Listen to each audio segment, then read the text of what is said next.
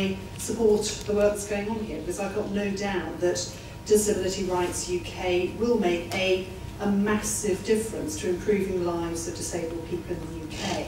And I'd like to congratulate Liz on her appointment as Chief Executive of that organisation, and I know from working with her now for getting on for 18 months that that is a very well-deserved appointment.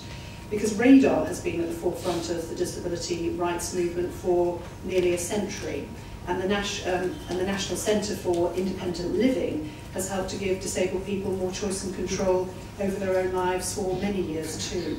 Disability Alliance has also worked hard to relieve poverty and to improve the living standards of disabled people.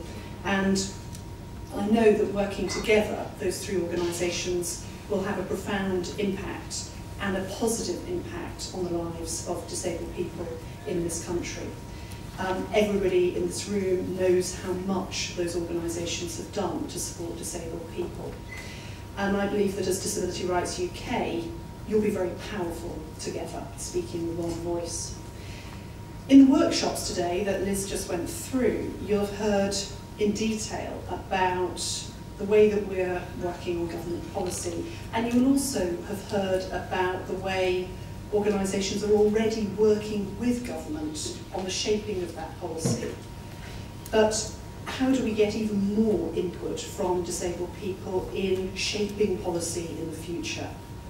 And there's a number of things that I'd just like to touch on that you may not have already touched on in the work that you've done today, to try and demonstrate the real commitment that is there to helping more disabled people to be involved in policy at every single stage. We've developed access to elected office as a strategy to provide training and development and funding to help more disabled people to become MPs, councillors, and indeed hold many other elected offices.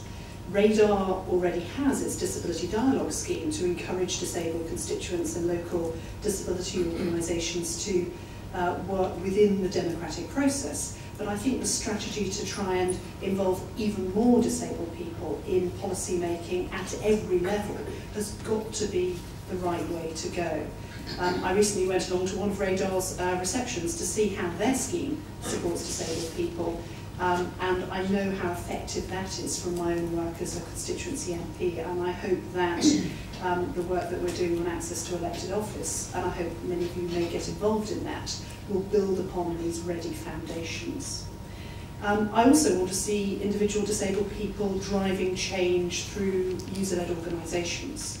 And because it's so important, we're investing an extra £3 million to help disabled people's user-led organisations to grow and develop. Not only through organisations sharing best practice, grassroots organisations have the sort of first-hand experience that disabled people need, and stronger and more robust organisations, I think, will help disabled people have more influence, whether it's in service provision or policy making. Richard Watts from the Essex Coalition is leading to get that project off the ground, working with the Independent Living and Office for Disability Issues. And we've also appointed some 12 ambassadors representing all areas of England. And part of their role is to share that experience, share that expertise, so that more disabled people can have access to that sort of support throughout the country. We're working with to develop a pool of volunteer experts who can help with skills that organisations might lack, particularly in areas like human resources, business planning, and financial management. My aim is very clear and simple, is to help every single disabled person have access to a user-led organisation to support them, either in service provision or indeed in any other way that is relevant on the ground. Because it's that sort of support that can help deliver the sort of real independent living that we're all striving for. Another way we're asking for disabled people to get involved is on disability strategy.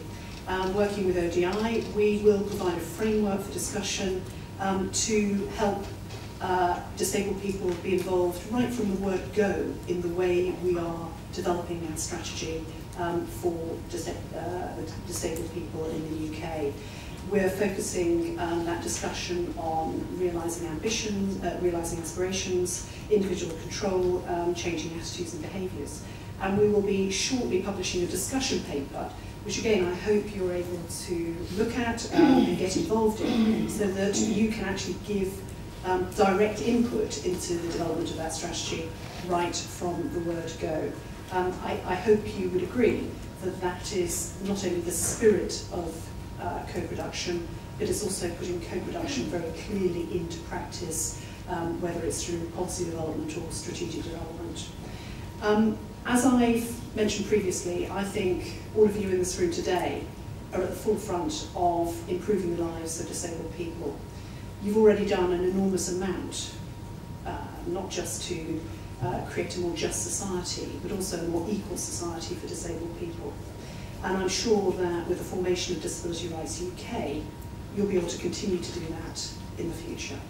So thank you for that sort of the opportunity just to set out some other thoughts to add to the work that you're doing today.